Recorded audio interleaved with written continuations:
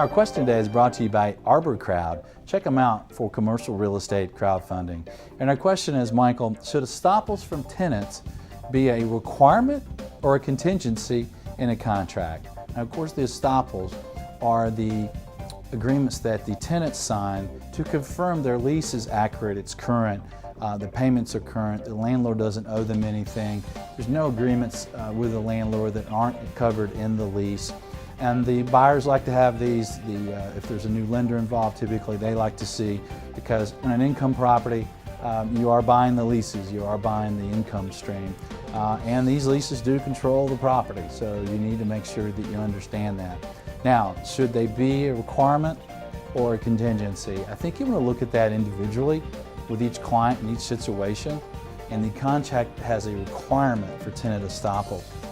You better make sure that the tenants are required to sign estoppels in their leases. Also be careful, because sometimes we see the language on estoppels be language that's acceptable to the purchaser or the purchaser's lender. Well, what if the tenant won't sign one that has that perfect language? Most times I think you're better off making it a contingency. The seller will be diligent about pursuing tenant estoppels that are acceptable to purchasers or purchaser's lender.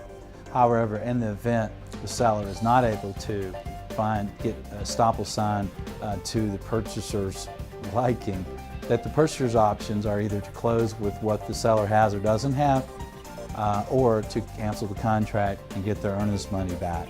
You want to discuss that with your seller as well, because it can be an out for a purchaser at the last minute. So definitely a subject to think about. If we might be of assistance, you're invited to reach out to us.